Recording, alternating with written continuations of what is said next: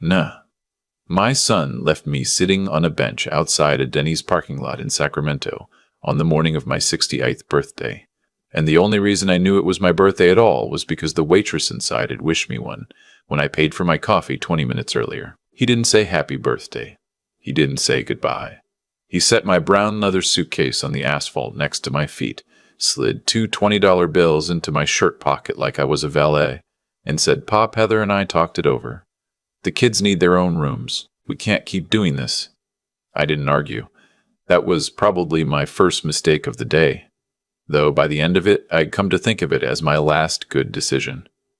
His name is Garrett. He's 41 years old, drives a leased Tahoe, and has a mortgage on a 4-bedroom in Roseville that I helped him cover for 3 straight years after his contracting business stalled out in 2022. I never asked him for a thank you. I never asked him for a room. The room was his idea, back when his second daughter was born, and Heather said it would be cheaper for everyone if Grandpa just moved in instead of paying rent on the little apartment I had off Florin Road. I gave up the apartment. I gave up the lease on my pickup. I sold the workbench I'd been carrying around since 1987 because there was no garage space for it. I did all that because Garrett looked me in the eye and said, "Pop, you're family. You don't pay rent to family." 3 years and 4 months later, here we were. "Heather thinks it'd be better if you found other arrangements," he said. He wasn't looking at me. He was looking at his phone. "There's a place over on Watt Avenue. Senior living." I wrote the address on the back of one of the bills. I pulled the 20s out of my pocket. He'd written nothing on either one of them. "Garrett? What? You wrote the address on what?" He looked up, frowned, patted his jacket. "Damn it, hold on." He fished out a Post-it note, looked at it, made a face, and stuck it back in his pocket. "I'll text it to you. You still got the flip phone?" I still got the flip phone. "All right." He bent down and picked up his keys off the hood of the Tahoe. "I gotta go. Heather's mom is flying in this afternoon, and I told her I'd grab her from the airport. I'll text you." "Okay." He didn't hug me. He didn't shake my hand. He got in the Tahoe, backed out of the spot, and drove off toward I-80. And I sat there on the bench in front of that Denny's with my brown leather suitcase between my knees and $40 in my hand, and the smell of fryer grease coming through the front doors every time someone walked in or out. He never texted me the address. I want to be honest about something, because this story doesn't make any sense if I'm not. I sat on that bench for a long time. I'm not proud of how long. I want to say I sprang into action like a man with a plan, but the truth is I sat there and I watched the parking lot fill up with the late breakfast crowd and then empty out for the lunch crowd, and at some point a woman in a pink waitress apron came outside and asked me if I was all right. And I told her, "Yes, ma'am. I was just waiting on a ride." She gave me a sad little smile that told me she knew I was lying, and she went back inside, and a few minutes later she came back out with a styrofoam cup of coffee and a slice of apple pie wrapped in a napkin, and she set them down next to me on the bench, and she said, "Happy birthday again, sweetheart," and she went back inside without waiting for me to thank her. Her name was Marlene. I didn't catch her last name. If she's still working at that Denny's, I owe her more than coffee and pie. By 2 in the afternoon, the sun had come around the corner of the building and was hitting me square in the face, and my back was hurting from the bench, and I knew I had to get up and do something. I had $40. I had a suitcase with 3 pairs of pants, 4 shirts, my razor, my high blood pressure medication, and the photograph of my late wife, Eleanor, that I keep in the inside pocket. I had a flip phone with a battery that was down to 2 bars. I had no apartment, no truck, no friends in Sacramento that I'd kept up with since Eleanor passed in 2019. My brother lives in Tulsa, and we haven't spoken since our mother's funeral in 2011.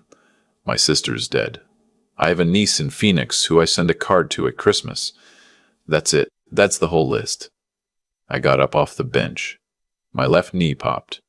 I picked up the suitcase and I walked across the parking lot toward the bus stop on the corner, because I figured if I had $40, I'd better start by getting myself somewhere with a roof and a phone book and time to think. The number 26 bus comes through there every 40 minutes or so, and I sat on the bench at the bus stop and I waited. There was another bench across the way, set back a little under the awning of a closed-down pharmacy, and there was an old man sitting on it with a white cane laid across his knees. He was wearing a tan windbreaker and a gray driving cap, and he had the kind of face that's been outside a lot, weathered the way cedar gets weathered. He looked maybe 75, 78. He was sitting very still. I noticed him because he turned his head when I sat down, the way a blind man does, listening for the shape of a person. "Excuse me," he said. His voice was quiet, but it carried across the gap between us. "Are you waiting for the 26? "I am, sir." "Would you mind telling me when it pulls up? My ride's running late, and I'd rather not flag down a city bus by mistake." "Yes, sir. I'll let you know." "Much obliged." We sat there for a minute. A car went by on the boulevard. Denny said, without turning his head, "You sound like a man having a hard day." I almost laughed. "Sir, you don't know the half of it." That's usually how it works. He had a slight accent, something East Coast worn down by years of California sun. Boston, maybe, or somewhere up that way originally. I didn't ask. He didn't ask anything more either. And I sat there with my suitcase between my knees, and after a few minutes I realized I was about to start crying, and I couldn't have that. Not in public, not at 68 years old. So I cleared my throat and I said, just to keep myself talking, "My son dropped me off at a Denny's this morning." The old man turned his head a little more in my direction. "To eat, to leave." He didn't say anything for a long moment. Then he said, "I see. My daughter-in-law thinks I've been in the way. I've been living with them since my wife passed. I helped them with their mortgage. I watched their kids when she went back to school. I thought we were family. Turns out I was a tenant who didn't pay rent, and the lease got terminated this morning.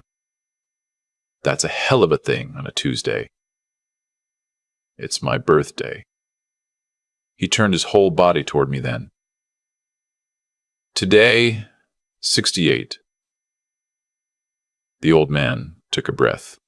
He took it slow, like he was thinking. Then he said, "Sir, would you do something for me? Depends what it is. My driver is going to pull up to that curb in about 6 minutes. He's going to be looking for me, and he's going to be looking for my nephew. My nephew was supposed to fly in from Spokane this morning, and he didn't make the flight. I've got a meeting this afternoon I cannot miss, and I would very much like to walk into it with someone next to me who I trust. Would you be willing to be my nephew for the rest of the afternoon?" I stared at him. "Sir, I don't think I heard you right." "You heard me right. I'll explain in the car. I'll pay for your time, and before you decide, I'd ask you to consider that the man who left you on a bench this morning is going to spend the rest of his life regretting it, because the meeting I'm going to is being held by my attorneys, and are going to ask me what I want done with the largest privately held cardiology practice on the West Coast, and I'd rather have a stranger with kind eyes sitting next to me than walk in alone. You can't see my eyes." He smiled. It was a small smile, not for show. "I've been blind for 22 years, he said. "I see fine." His name was Theodore Helbert. He went by Theo. The car that pulled up was a black Lincoln. Not new, not flashy, but clean the way a thing is clean when somebody's been taking care of it for a long time. The driver was a black gentleman about my age, wearing a dark suit and a quiet expression.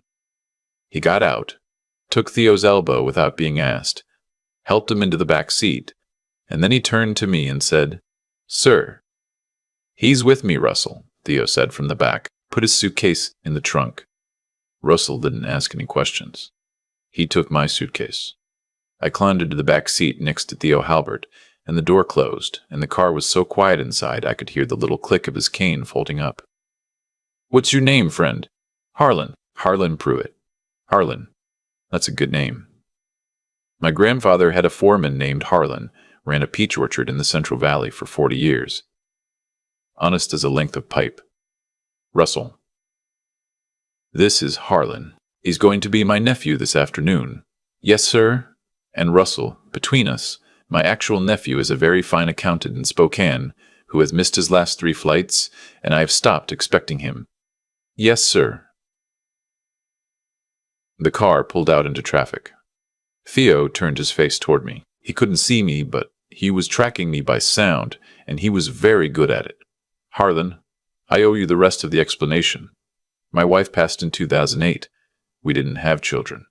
My brother had one boy, the nephew, and he's a good man, but he is not interested in the practice, and he has told me so. The practice is 6 clinics, 240 employees, and a research arm we built up out of a converted warehouse in West Sacramento. I'm meeting this afternoon with my legal team and the senior partners about succession, and there are people in that room who would very much like me to sign certain papers a certain way.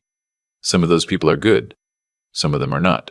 I would rather walk into that room with someone they don't recognize who has no stake in the outcome, who is simply standing next to me as a friend. Can you do that? Sir, I haven't even had lunch. We'll fix that. We did. Russell drove us to a Mexican place on J Street, the kind of restaurant where the waitresses know the regulars by their drink orders. And Theo ordered for both of us without looking at a menu because he couldn't see one and didn't need to. Carnitas tacos, a cup of albondigas soup, 2 glasses of horchata. He ate slowly.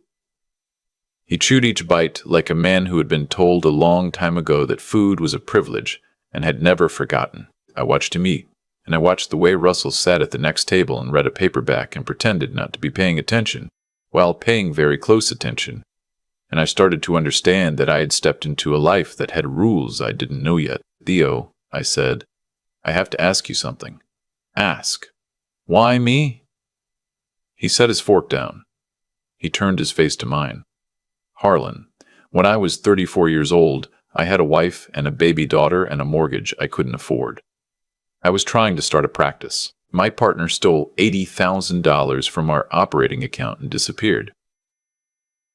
I sat on a curb on 28th Street one night, and I cried because I didn't know how I was going to make payroll on Friday. A man walked by, white hair. Older fellow, stopped and asked if I was all right. I told him no, I wasn't. He took me to a coffee shop, and he listened to my whole story for 2 hours. At the end of it, he wrote me a personal check for $10,000 and told me I could pay it back when I could. I paid it back 6 months later. I sent him a Christmas card every year until he passed in 1996. His name was Cornelius Bray. He was a retired plumber. He had no reason to help me. He just did. And you've been waiting to pay it forward. I've been waiting 40 years, and I lost my daughter when she was 19 years old, Harlan. Car accident on the 80 going to college. After that, my wife and we tried to fill the hole. We didn't fill it. Some holes don't fill. But you take care of the people in front of you, and that's the work. I didn't say anything. I couldn't. I drank some horchata, and I looked out the window at the street. You don't have to do anything fancy this afternoon, he said. Just stand next to me. Hold my arm when I ask you to. Don't talk unless somebody asks you a direct question. And if they do, tell them you're my nephew Harlan from Spokane and your flight got rerouted. That's it. And after the meeting, we'll see. But I'd like you to come back to my house tonight. There's a guest wing. It hasn't had anybody in it since 2017. You'd be doing me a kindness. Theo. Yes. I have to be straight with you. I have $40. I don't have a place to sleep tonight. I can't pay you back. I can't pay you in any way. If you're doing this because you think I'm going to be useful to you, I'm telling you right now, I won't be. He smiled again. The same small smile. Harlan, I have been useful to people for 51 years. I know what useful looks like. I am not asking you to be useful. I am asking you to come keep an old blind man company in a room full of lawyers. The meeting was at a law firm on Capitol Mall on the 17th floor. The conference room had a long glass table and floor-to-ceiling windows looking out at the river. There were 6 people already in the room when Russell walked us in. 3 lawyers in dark suits. 2 of Theo's senior partners, doctors I didn't know, and 1 woman in her early 50s, blonde hair, tailored jacket, who I learned later was Theo's sister-in-law. the wife of the brother who had passed in 2014. Her name was Madeline. She had a smile that didn't reach her eyes, and when Theo introduced me as his nephew Harlan and from Spokane, her smile got even tighter. "I thought your nephew was Bradley," she said. "Bradley's my brother's son," Theo said smoothly. "Harlan is on my late wife's side, my sister-in-law's boy. Harlan is on my late wife's side, my sister-in-law's boy. He flies in when he can." "How nice," Madeline said. I sat down next to Theo and I shut my mouth, and I kept it shut for the better part of 2 hours. I'm not going to pretend I followed everything that was said. There was talk of trusts and irrevocable transfers and a foundation Theo had set up in 2015 that I gathered was the central piece of what was being argued over.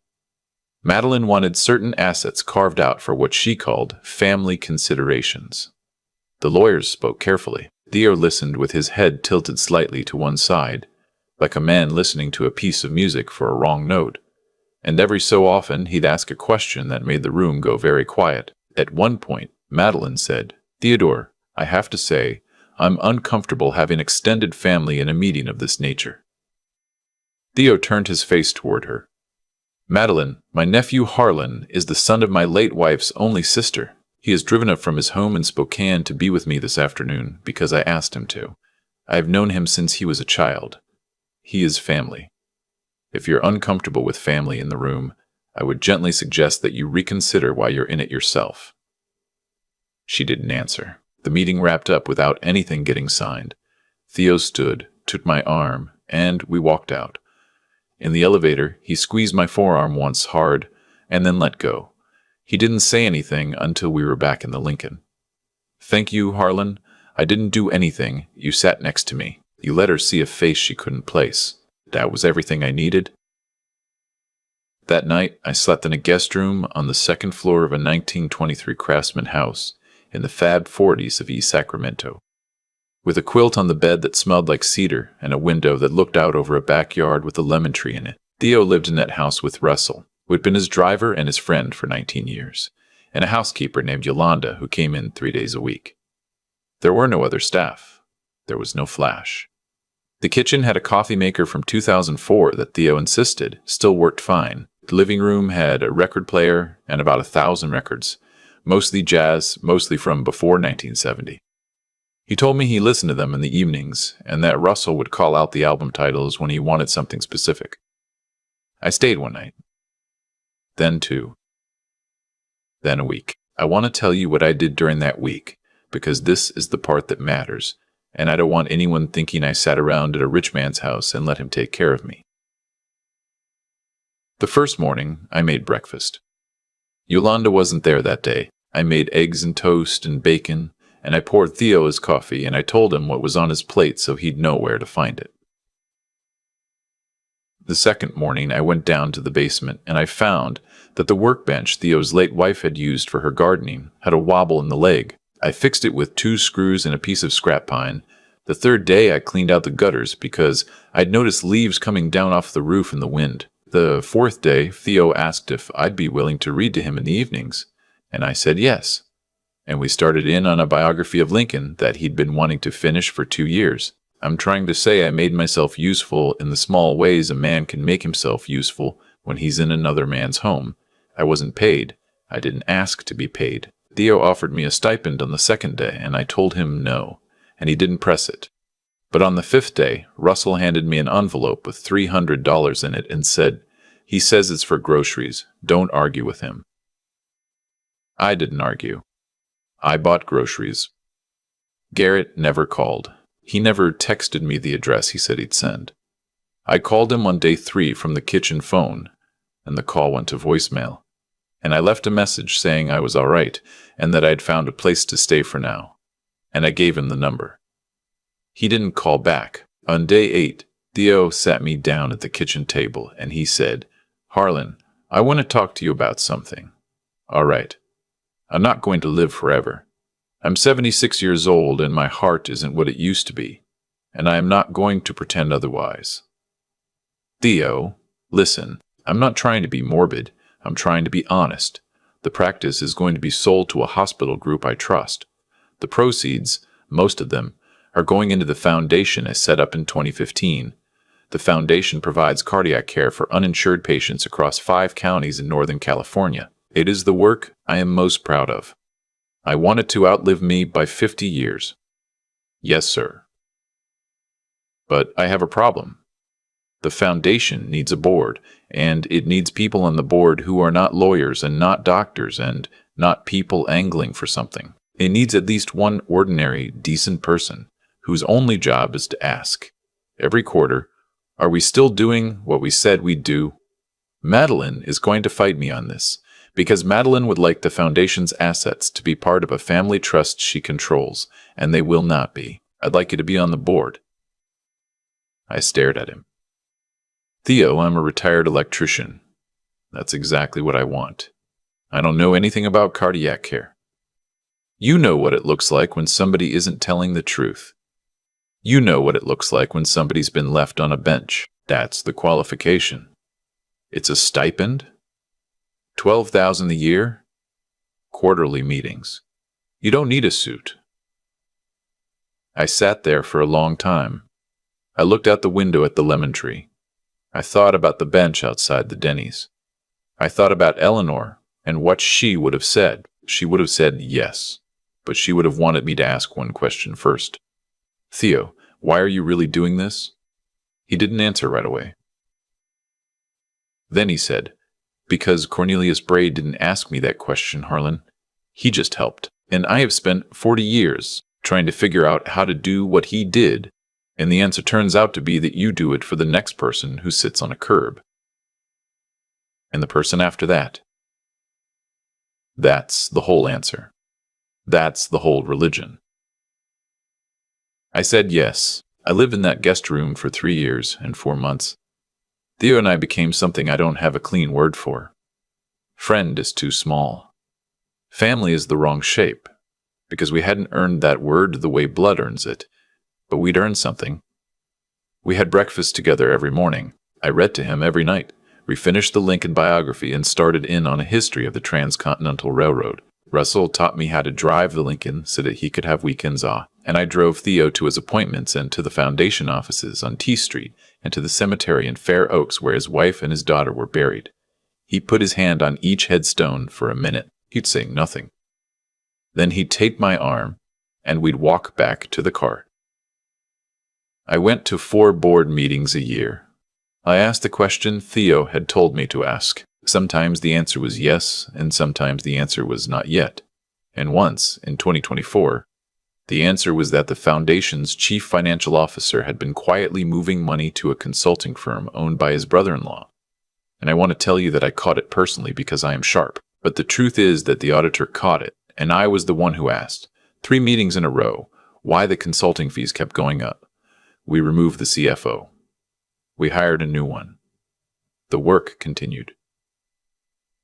Theo passed on a Tuesday morning in March of last year. He went in his sleep. Russell found him. I was the second person Russell called. I was in the kitchen of that house in the Fab 40s within 20 minutes. I sat on the edge of his bed and I held his hand for a while, and I'm not going to tell you what I said because some things are between a man and the friend who saved his life. The estate was settled over the course of about 4 months. Theo's instructions had been written and rewritten and locked down for a long time. The practice was sold to the hospital group as he'd planned. The foundation received the bulk of the proceeds. Russell received the house. Yolanda received a pension that will keep her comfortable for the rest of her life. I received a letter, which Theo had written by dictation in 2023, and a position on the foundation's board for life, with a modest stipend that became less modest after Theo's instructions kicked in. The letter I keep in the inside pocket of my jacket, next to the photograph of Eleanor. Garrett showed up at the law office the morning the will was read. I didn't tell him about it. I have no idea how he found out. My guess is somebody at the foundation, or one of the lawyers, made a courtesy call to my listed next of kin, which I had forgotten to update when I moved out of his house. He came in a suit I didn't recognize. Heather was with him. They sat in the waiting area on Capitol Mall, and they asked the receptionist very politely when the reading would be over. I came out of the meeting with the Foundation's general counsel, and I stopped in the hallway, and I saw them through the glass. I want to tell you, I felt vindicated. I want to tell you I felt the kind of righteous anger you'd feel at the end of a movie. What I felt was tired. What I felt was a kind of cold sorrow that didn't have anywhere to go. I went out to the waiting area. Garrett stood up. He had his hands in his pockets. Pop. Garrett. I heard about your friend. I'm sorry. Are you? Yeah, I am. I looked at him. I looked at him. I looked at Heather. Heather wouldn't meet my eyes. Garrett, why are you here? I just wanted to make sure you were all right. We've been worried. I called you in March of 2022. You didn't call back. You didn't call back in April either. Or May. You didn't send a Christmas card. You haven't seen me in 3 years. Don't tell me you've been worried. Pot, that's not fair. We tried. You tried what? He didn't have an answer. Heather spoke up then. Mr. Pruitt, we just thought, with everything that's happened, we should reconnect. We're family. I didn't yell. I want to be clear about that. I have heard people in my position yell at moments like this, and I understand the impulse. But it wasn't in me. What I did was, I sat down in the chair across from them. I set my hands on my knees, and I said, Heather, you are not my family. You are my son's wife, and I wish you well, and I hope the girls grow up healthy. But you are not my family. Garrett, you are my son. You will always be my son. You will always be my son. I love you. I have loved you since the day you were born, but you are not my family anymore in the sense that matters. My family is a man who fed me dinner the day you abandoned me, and a driver named Russell who has been my friend for 3 years, and a board of 7 people who help me give cardiac care to children whose parents can't afford it. That's my family. You made your choice 3 years ago in a Denny's parking lot. I am not going to undo it now, because the obituary in the Bee mentioned my name. Garrett's face did something complicated. I'm not going to pretend I enjoyed watching it. Pop, are you in the will? That's the question you came here to ask, isn't it? It's not the only one. It's the only one that brought you down here on a Wednesday. He didn't answer. Garrett, listen to me. I am not in Theo's will in the way you think. I have a board seat with a stipend. I have a small bequest that is going to go to the foundation. The house belongs to Russell. The practice was sold.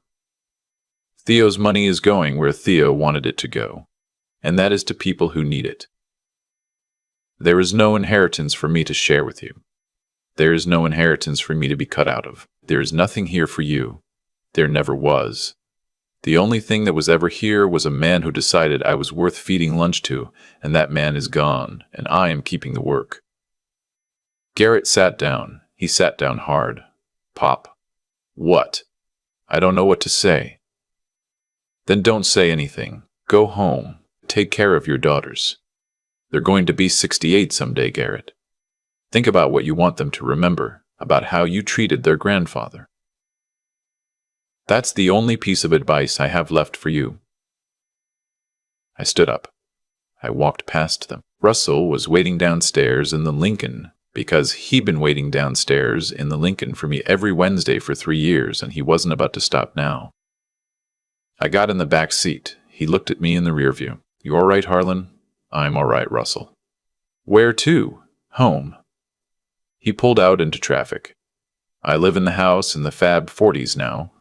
Russell wouldn't have it any other way. He says the house is too big for one man, and that Theo would have wanted the lemon tree taken care of by somebody who knew which branches to prune, and, as it happens, I do. We have breakfast together most mornings. Yolanda still comes Tuesday, Thursday, and Saturday.